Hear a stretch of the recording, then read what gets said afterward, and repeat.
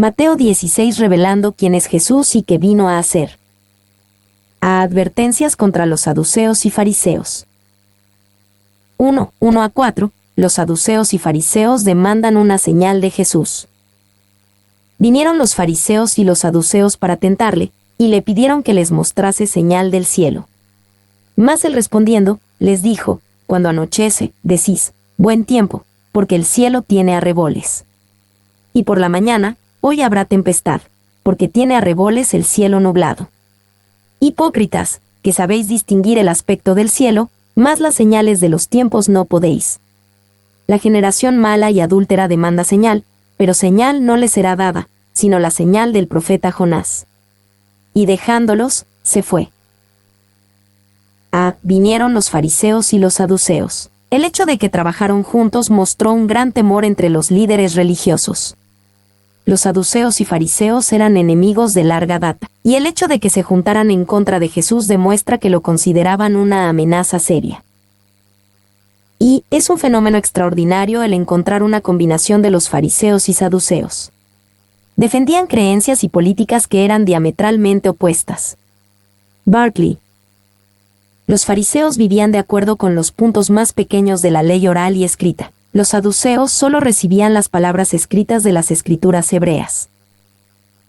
Los fariseos creían en los ángeles y la resurrección, los saduceos no. Pablo usó esta división en Hechos 23. 6-10.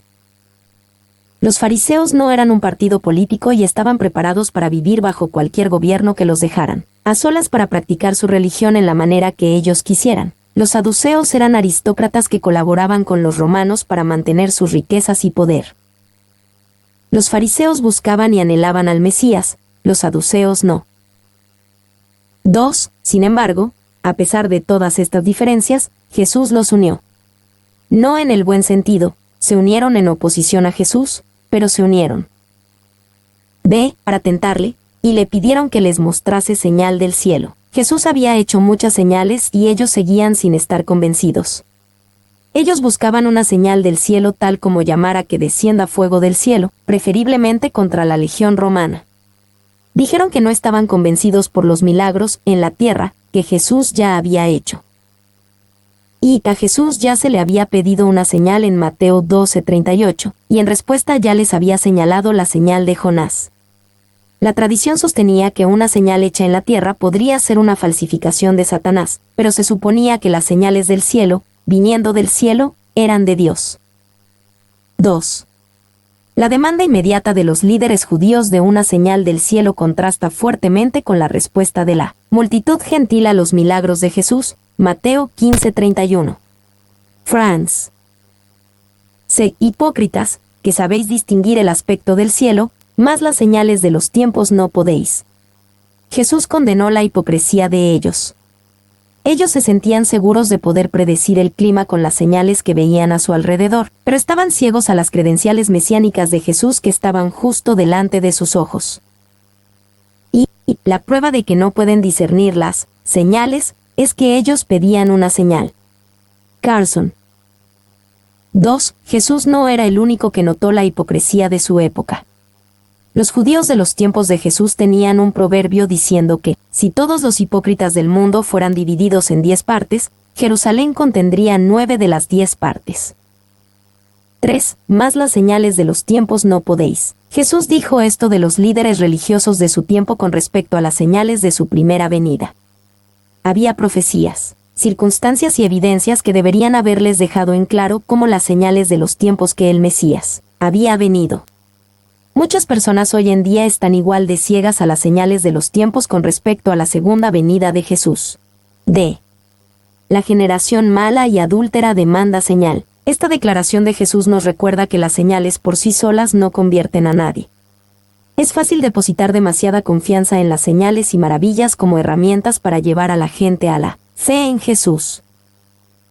Y el problema no es que las señales sean débiles por sí mismas, sino que una generación mala y adúltera las demanda. La Biblia nos da ejemplos repetidamente de aquellos quienes vieron señales impresionantes, pero no creyeron. Pero señal no les será dada, sino la señal del profeta Jonás. Jesús prometió una señal que sí tendría poder para traer a la gente a la fe, su resurrección. Había mencionado previamente la señal del profeta Jonás en Mateo 12, 39-41, explicándola como su resurrección venidera. Y recordamos algunas de las similitudes entre Jonás y Jesús. Jonás se sacrificó a sí mismo para que otros fueran salvos. Jonás desapareció de toda vista humana al hacer esto. Jonás fue sustentado en los días que no podía ser visto. Jonás regresó después de 3 días, como si hubiese regresado de entre los muertos. Jonás predicó del arrepentimiento. 2, 5-12, Jesús advierte a los discípulos contra la falsa enseñanza. Llegando sus discípulos al otro lado, se habían olvidado de traer pan, y Jesús les dijo: «Mirad, guardaos de la levadura de los fariseos y de los saduceos». Ellos pensaban dentro de sí, diciendo: «Esto dice porque no trajimos pan», y entendiéndolo Jesús, les dijo: «¿Por qué pensáis dentro de vosotros, hombres de poca fe, que no tenéis pan? ¿No entendéis aún, ni os acordáis de los 5 panes entre 5,000 hombres, y cuántas cestas recogisteis? Ni de los 7 panes entre 4,000, y cuántas canastas recogisteis? ¿Cómo es que no entendéis que no fue por el pan que os dije que os guardaseis de la levadura de los fariseos y de los saduceos?» Entonces entendieron que no les había dicho que se guardasen de la levadura del pan, sino de la doctrina de los fariseos y de los saduceos.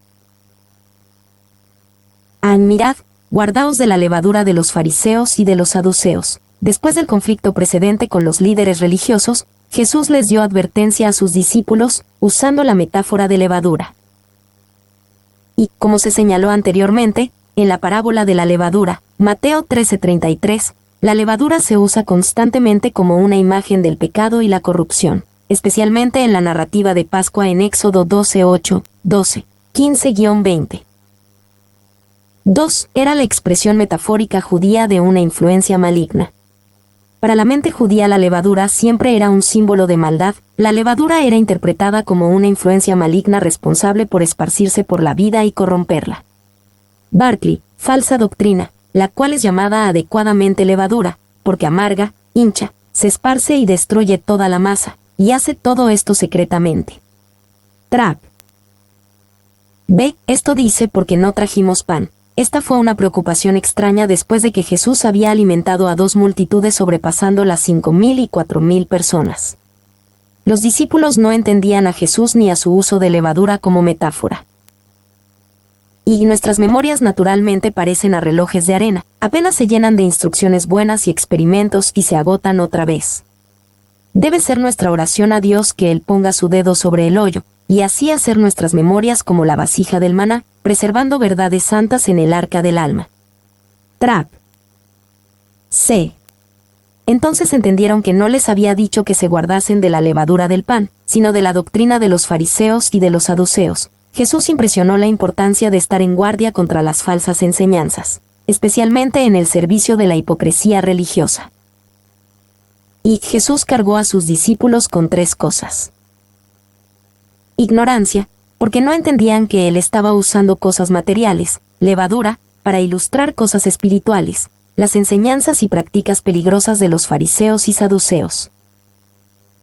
Incredulidad, porque estaban demasiado preocupados por el suministro de pan, cuando habían visto a Jesús milagrosamente proveer el pan en varias ocasiones anteriores. Olvido, porque parecían olvidar lo que Jesús había hecho antes con respecto a proveer pan. B. Pedro proclama a Jesús como Mesías. 1:13. Jesús les pide a los discípulos que le digan quién dicen los demás que es. Viniendo Jesús a la región de Cesarea de Filipo, preguntó a sus discípulos, diciendo: ¿Quién dicen los hombres que es el Hijo del Hombre? Viniendo Jesús a la región de Cesarea de Filipo, Jesús se retiró nuevamente de la región principalmente judía de Galilea y llegó a un lugar más poblado por gentiles. Esto probablemente fue un retiro de las multitudes insistentes. Y Cesarea de Filipo se encuentra a unos 46 kilómetros al noreste del mar de Galilea. La población era principalmente no judía, y allí Jesús tendría paz para enseñar a los 12. Barclay. B. ¿Quién dicen los hombres que es el Hijo del Hombre? Jesús no hizo esta pregunta porque no sabía quién era, o porque tenía una dependencia desafortunada de la opinión de los demás. Hizo esta pregunta como introducción a una pregunta más importante a continuación. Y Cesarea de Filipo era un área asociada con ídolos y rivalidad de deidades. El área fue dispersado con templos de adoración al antiguo Baal sirio. Muy cerca de Cesarea de Filipo había una gran colina, en la cual estaba una caverna profunda, y se decía que esa caverna era el lugar de nacimiento del gran dios Pan, el dios de la naturaleza. En Cesarea de Filipo había un gran templo de mármol blanco construido a la divinidad de César. Es como si Jesús deliberadamente se posicionó en el trasfondo de las religiones del mundo en toda su historia y esplendor, y demandó ser comparado con ellos y tener el veredicto dado a su favor. Barclay. 2, 14 a 16, una pregunta directa y una respuesta directa. Ellos dijeron, unos, Juan el Bautista, otros, Elías, y otros, Jeremías o alguno de los profetas. Él les dijo, ¿y vosotros? ¿Quién decís que soy yo? Respondiendo Simón Pedro, dijo, tú eres el Cristo, el Hijo del Dios viviente.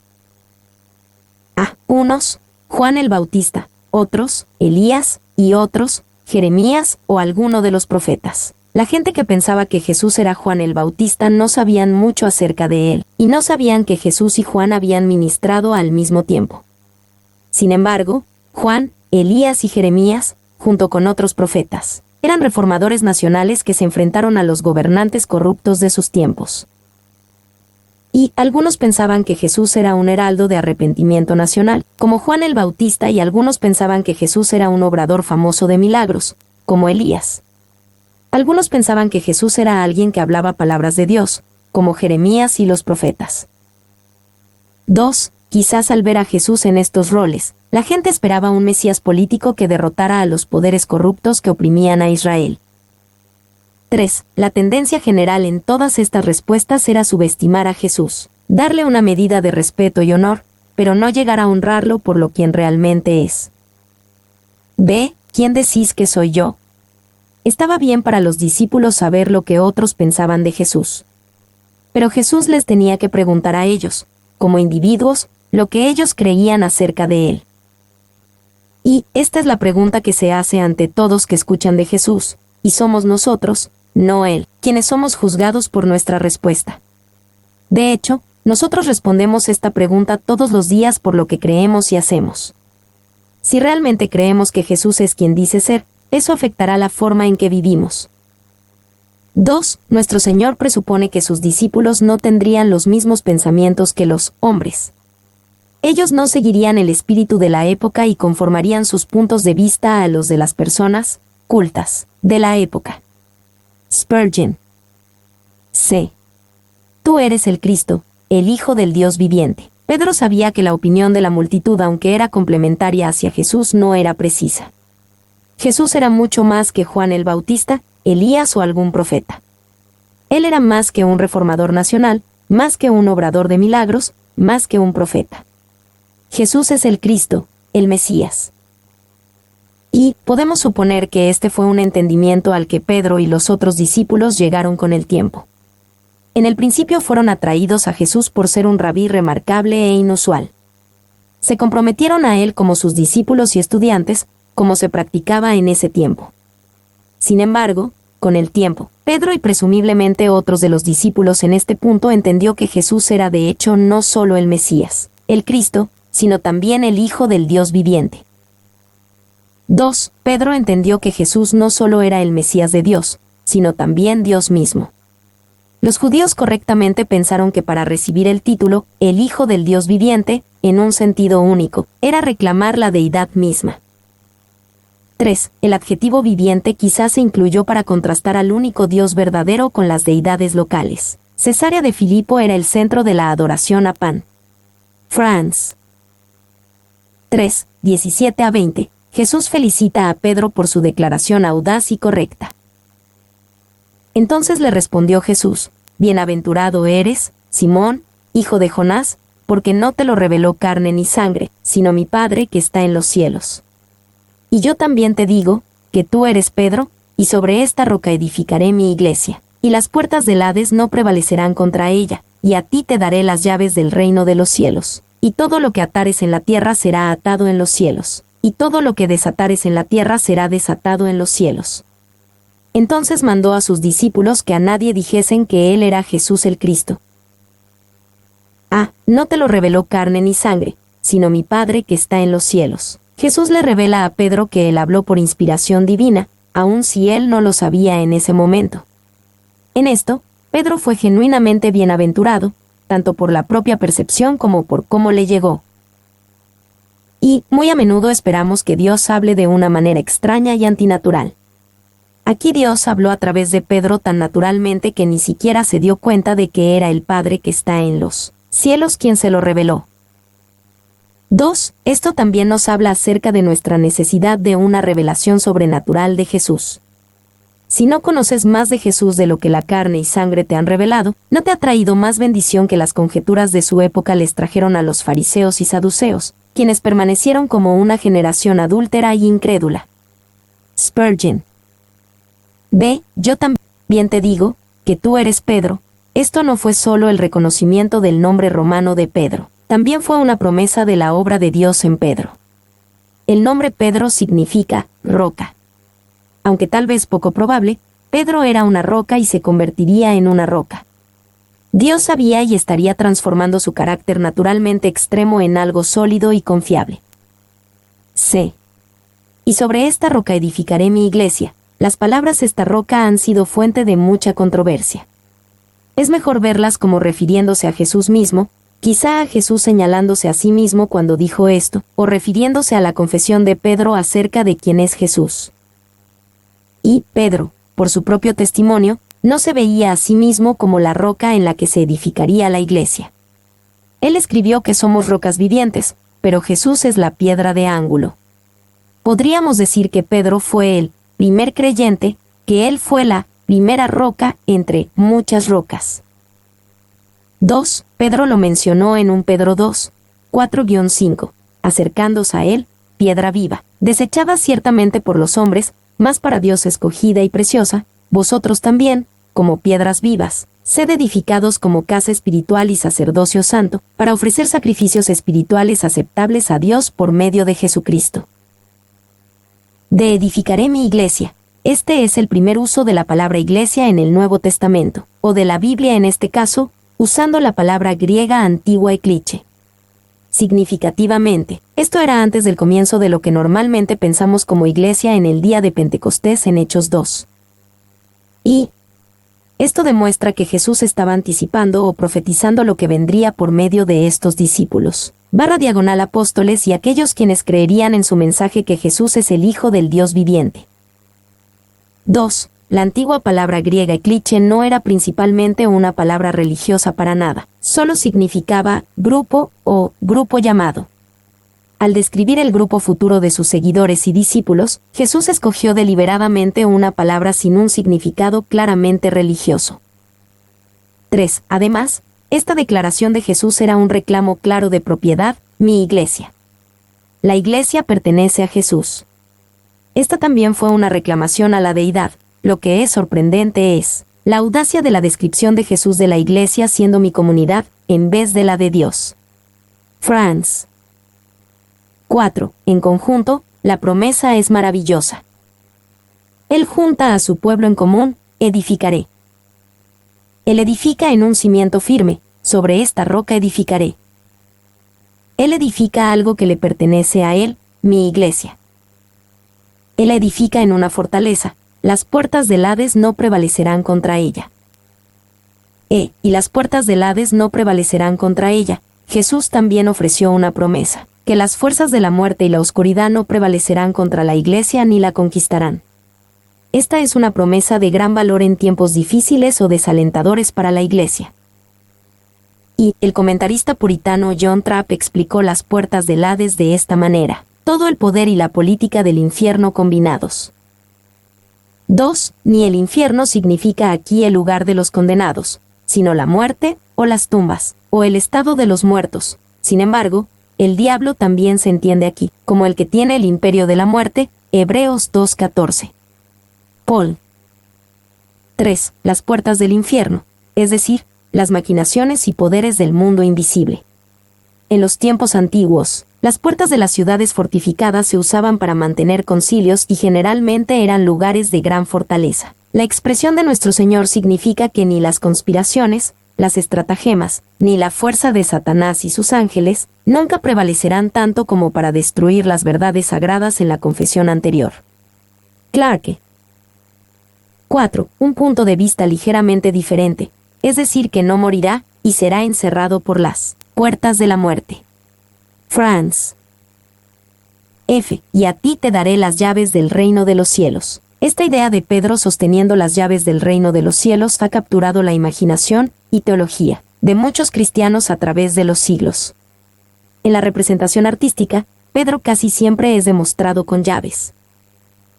Y algunas personas piensan que esto significa que Pedro tiene la autoridad para admitir a personas al cielo o de mantener a personas fuera del cielo. Esta es la base de la imagen popular de Pedro en las puertas nacaradas del cielo, permitiendo entrar a la gente o rechazándola. 2. Algunas personas piensan que también significaba que Pedro fue el primer papa, y que sus supuestos sucesores tienen las llaves que se le dieron primeramente a Pedro. De hecho, la insignia papal de la Iglesia Católica Romana es compuesta de 2 llaves prominentes cruzadas juntas. 3. No hay duda de que Pedro tenía un lugar especial entre todos los discípulos, y que tenía algunos privilegios especiales. Siempre se le lista primero en el listado de los discípulos. Él abrió puertas del reino a los judíos en Hechos 2, 38-39. Él abrió puertas del reino a los gentiles en Hechos 10, 34-44. 4. Sin embargo, no hay ningún argumento bíblico de que se haya pasado el privilegio y la autoridad de Pedro a alguien más. Para ponerlo de una manera, uno podría decir que Jesús le dio las llaves a Pedro, pero no le dio la autoridad de pasarlas a generaciones futuras. Y no hay ni un susurro en las Escrituras de que la autoridad de Pedro debía ser transferida. V. La idea de que la autoridad apostólica proviene de Jesús, quien se la dio a Pedro, quien impuso sus manos sobre las cabezas de hombres aprobados y ordenados, quienes en su turno impusieron manos sobre las cabezas de hombres aprobados y ordenados, y así sucesivamente a través de las generaciones hasta hoy es un disparate. Es exactamente lo que Spurgeon dijo que era, la imposición de manos vacías sobre cabezas vacías. G. Y todo lo que atares en la tierra será atado en los cielos, y todo lo que desatares en la tierra será desatado en los cielos. El poder para atar y desatar es algo que los rabís judíos usaban en ese tiempo. Ellos ataban o desataban a un individuo en la aplicación de un punto particular de la ley. Jesús promete que Pedro y los otros apóstoles podrían establecer los límites autoritativos para la comunidad del nuevo pacto. Esta es la autoridad dada a los apóstoles y profetas para edificar un fundamento. Efesios 2:20. Y debemos entender esto como Jesús dando tanto el permiso como la autoridad a los apóstoles de la primera generación para establecer las reglas para la iglesia primitiva, e indirectamente, los escritos inspirados que guiarían a todas las generaciones de cristianos. La autoridad que lleva Pedro no es una autoridad que él lleva solo, como se puede ver por la repetición de la parte posterior del versículo en Mateo 18:18 con referencia al grupo de discípulos en su conjunto. Franz. 2. Atando y desatando eran términos administrativos en la vida judía cotidiana. Cada vez que un judío se topaba con la ley de Moisés, esa persona judía era atada o desatada con respecto a esa ley. El desatar era permitir, el atar era prohibir. El desatar era liberar de la ley, el atar era someter bajo la ley. Su sentido regular, cual cualquier judío reconocería, era permitir y prohibir. El atar algo era declararlo prohibido, el desatarlo era declararlo permitido. Estas eran frases regulares para tomar decisiones con respecto a la ley. Barclay. 3. En la vida cotidiana judía, esto podría ser complicado. Aquí hay un ejemplo de escritos rabínicos antiguos, citado por el maestro Mike Rus. Si tu perro muere en tu casa, ¿está tu casa limpia o inmunda? Inmunda. Si tu perro muere afuera de tu casa, ¿está tu casa limpia o inmunda? Limpia. Si tu perro muere por la puerta, ¿está tu casa limpia o inmunda? Escritos rabínicos antiguos tomaban este asunto y decidían que, si el perro moría con su nariz apuntando a la casa estaba inmunda. Si el perro moría con la nariz apuntando fuera de la casa estaba limpia. 4. Como su rabino, Jesús hizo este atar y desatar para sus propios discípulos. Sin usar las mismas palabras, esto es lo que Jesús hizo cuando les permitió tomar los granos de trigo en el campo. Mateo 12, 1, 8. Significativamente. Cuando llegó el momento de comprender las leyes dietéticas del antiguo pacto a la luz del nuevo trabajo de Jesús, Dios habló primero a Pedro. Él y los otros apóstoles, guiados por el Espíritu de Dios, atarían y desatarían a cristianos con respecto a tales partes del antiguo pacto. En un sentido segundo y menor, este poder está con la Iglesia hoy. Hoy el Señor continúa respaldando las enseñanzas y los actos de sus siervos enviados, esos Pedros que son piezas de la única roca. Los juicios de su Iglesia, cuando se administran correctamente, tienen su sanción para hacerlos válidos. Las palabras de sus siervos enviados, habladas en su nombre, serán confirmadas por el Señor, y no serán, ni para prometer ni para amenazar, un simple fragmento de retórica. Spurgeon. Mandó a sus discípulos que a nadie dijesen que él era Jesús el Cristo. A Jesús le agradó que sus discípulos habían llegado a saber quién era en verdad, pero todavía no quería que su identidad fuera conocida popularmente antes del tiempo apropiado. Y, antes de poder predicar que Jesús era el Mesías, tenían que aprender lo que eso significaba. Barclay. 4. 21. Jesús comienza a revelar el alcance total de su misión. Desde entonces comenzó Jesús a declarar a sus discípulos que le era necesario ir a Jerusalén y padecer mucho de los ancianos, de los principales sacerdotes y de los escribas, y ser muerto, y resucitar al tercer día. Era necesario ir a Jerusalén y padecer mucho, y ser muerto. Esto debió haber sorprendido a los discípulos. Después de entender completamente que Jesús era el Mesías, la última cosa que esperaban era que el Mesías fuera a padecer mucho y ser muerto. Y, sin embargo, esta era la obra prevista del Mesías, Isaías 53, 3-12. Es necesario que muera, y es necesario después de su muerte resucitar al tercer día. 2. El sufrimiento y la muerte de Jesús era necesario por dos grandes hechos: el pecado del hombre y el amor de Dios.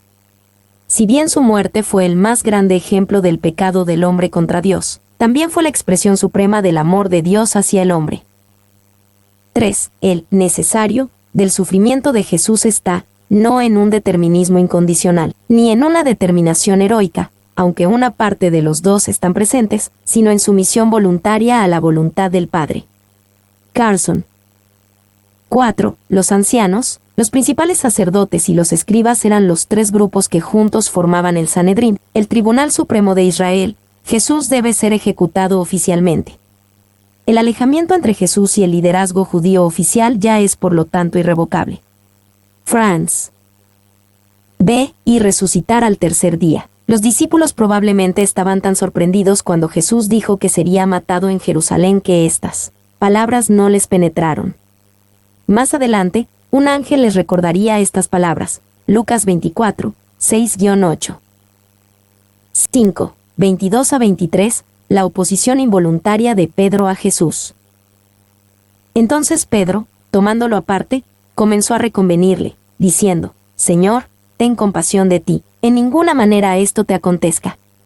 Pero él, volviéndose, dijo a Pedro: Quítate de delante de mí, Satanás, me eres tropiezo, porque no pones la mira en las cosas de Dios, sino en las de los hombres. Señor, ten compasión de ti, en ninguna manera esto te acontezca. En este momento, Pedro tuvo la audacia de reconvenirle.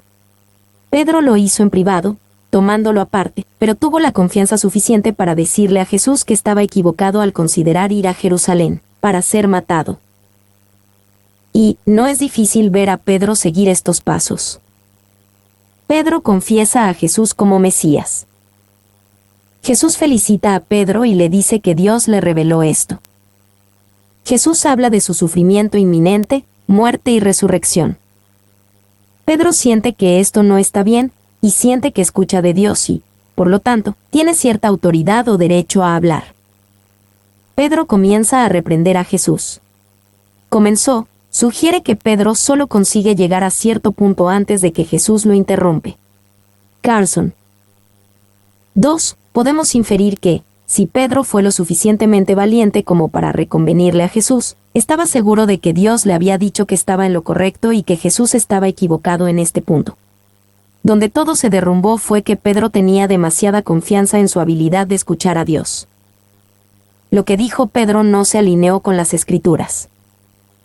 Lo que dijo Pedro estaba en contradicción con la autoridad espiritual sobre él. Ve, quítate de delante de mí, Satanás. Esta fue una reprendida fuerte de parte de Jesús, pero era completamente apropiada. Aunque un momento antes, Pedro había hablado como mensajero de Dios, luego habló como mensajero de Satanás. Jesús sabía que había un propósito satánico en desanimarlo de su ministerio en la cruz, y Jesús no permitiría que ese propósito tuviera éxito. Y podemos estar seguros de que Pedro no sabía que hablaba por Satanás, al igual que unos momentos antes, no sabía que hablaba por parte de Dios. A menudo es mucho más fácil ser una herramienta de Dios o del diablo de lo que queremos creer. 2. Origen sugirió que Jesús le estaba diciendo a Pedro: Pedro, tu lugar está detrás de mí, no enfrente de mí. Es tu lugar seguirme de la manera que yo escoja, no tratar de guiarme en la manera en que te gustaría que vaya. Barclay. C.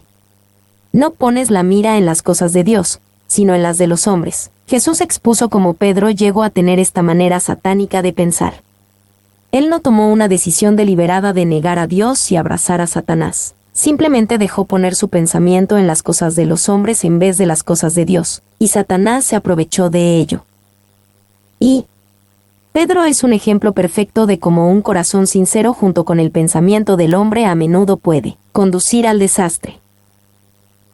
2. La reprensión de Pedro a Jesús es una evidencia de la levadura mencionada en Mateo 16:6. Con su mente en las cosas de los hombres, Pedro solamente veía al Mesías como la encarnación del poder y la fuerza, en vez de un siervo sufriente. Como Pedro no podía soportar a un Mesías sufriente, él reprendió a Jesús. C. El llamado de Jesús a los discípulos. 1:24. Jesús declara su expectativa de que sus seguidores lo seguirían al morir a sí mismos. Entonces Jesús dijo a sus discípulos: si alguno quiere venir en pos de mí, niéguese a sí mismo, y tome su cruz, y sígame. Dijo a sus discípulos: si alguno quiere venir en pos de mí. Esta fue una palabra hablada a los discípulos de Jesús, para aquellos que genuinamente querían ir en pos de él. B. Niéguese a sí mismo, y tome su cruz. Era lo suficiente malo para los discípulos escuchar que Jesús sufriría, sería rechazado y moriría en una cruz. Ahora Jesús les dice que ellos deben hacer lo mismo.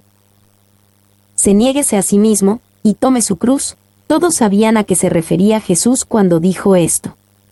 Todos sabían que la cruz era un instrumento implacable de muerte. La cruz no tenía otro propósito. Y la cruz no se trataba de ceremonias religiosas, no se trataba de tradiciones y sentimientos espirituales. La cruz era una manera de ejecutar personas. 2. En estos 20 siglos después de Jesús, hemos hecho un buen trabajo de higienizar y ritualizar la cruz. Sin embargo, Jesús dijo algo como esto: camina por el camino de la muerte diariamente y sígueme. El tomar tu cruz no era una ruta, era un viaje sin regreso. No había boleto de regreso, no era un viaje de ida y vuelta. 3. Tomar tu cruz no se refiere a alguna irritación en la vida. Más bien, implica el camino de la cruz. La imagen es de un hombre, ya condenado, requerido a tomar su cruz en el camino hacia el lugar de ejecución, así como se le fue requerido a Jesús. Wessel, comentario en Marcos. 4. Cada cristiano debe ser un cruciano, dijo Lutero, y hacer algo más que aquellos monjes que se hicieron cruces de madera, y las llevaron en sus espaldas continuamente, haciendo que todo el mundo se riera de ellos. Trapp, comentario en Marcos. Se niéguese a sí mismo, y tome su cruz. Jesús hizo que niéguese a sí mismo sea igual que tome su cruz. Los dos expresan la misma idea. La cruz no se trataba de autopromoción o autoafirmación. La persona cargando la cruz sabía que no se podía salvar a sí misma. Y negarse a sí mismo no es lo mismo que la abnegación. Practicamos abnegación cuando, por un buen propósito, ocasionalmente rendimos cosas o actividades. pero nos negamos a nosotros mismos cuando rendimos nuestro ser a Cristo y determinamos obedecer su voluntad. Wiersbe, comentario en Marcos. 2. Negarse a sí mismo significa vivir como una persona que tiene en el centro a otros. Jesús fue la única persona que hizo esto perfectamente, pero nosotros somos llamados a seguir sus pasos. Y sígame. Esto es seguir a Jesús de la manera más simple. Él cargó una cruz y caminó por el camino de la muerte. Así también deben hacer los que lo siguen. 3. La naturaleza humana quiere complacerse a sí misma y no negarse a sí misma. El morir a sí mismo siempre es terrible, y si esperamos que sea una experiencia leve y placentera, seremos desilusionados frecuentemente. El morir a sí mismo es un mandato radical de la vida cristiana.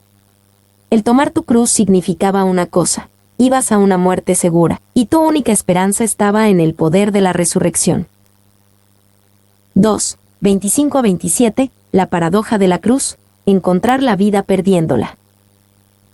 Porque todo el que quiera salvar su vida, la perderá, y todo el que pierda su vida por causa de mí, la hallará. Porque, ¿qué aprovechará al hombre, si ganare todo el mundo, y perdiere su alma? ¿O qué recompensa dará el hombre por su alma? Porque el Hijo del Hombre vendrá en la gloria de su Padre con sus ángeles, y entonces pagará a cada uno conforme a sus obras. Todo el que quiera salvar su vida, la perderá, y todo el que pierda su vida por causa de mí, la hallará. Nosotros debemos de seguir a Jesús de esta manera, porque es la única manera en la que encontraremos vida. Suena extraño decir, nunca vivirás hasta que camines a la muerte con Jesús, pero esa es la idea. No puedes obtener la vida de resurrección sin morir primero. Y una semilla no se pierde cuando la siembras, aunque parezca muerta y enterrada. En cambio, es liberada para que sea lo que siempre tenía que ser. B. Que aprovechará al hombre, si ganare todo el mundo, y perdiere su alma. Evadir el caminar a la muerte con Jesús significa que tal vez podamos ganar todo el mundo, y terminar perdiendo todo. Y Jesús mismo tuvo la oportunidad de ganar todo el mundo al alabar a Satanás, Lucas 4, 5-8, pero encontró la vida y la victoria por medio de la obediencia. 2. Asombrosamente, las personas que viven así ante Jesús son las que son real y genuinamente felices. Darle nuestras vidas a Jesús por completo, y vivir como personas que ponen a otras personas en el centro no nos quita de nuestras vidas, sino que añade. Se pagará a cada uno conforme a sus obras. Esta ganancia máxima nos es dada este día. Si vivimos ciego a esta verdad, verdaderamente perderemos nuestra propia alma. Y, no solamente el ejemplo de Jesús, sino el juicio que Él ejercitará es la iniciativa para tomar nuestra propia cruz y seguirle. Carson.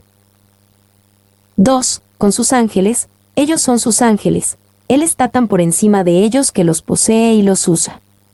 Carson. 3. 28. Una promesa de ver al Hijo del Hombre viniendo en su reino. De cierto os digo que hay algunos de los que están aquí, que no gustarán la muerte, hasta que hayan visto al Hijo del Hombre viniendo en su reino. D. Algunos de los que están aquí, no gustarán la muerte, hasta que hayan visto al Hijo del Hombre viniendo en su reino. Jesús dijo esto en este momento para enfatizar una verdad importante. El caminar con Jesús no significa una vida de muerte y de cruces. También significa una vida del poder y la gloria del reino de Dios. Jesús prometió que algunos de sus discípulos verían vislumbres de ese poder y gloria.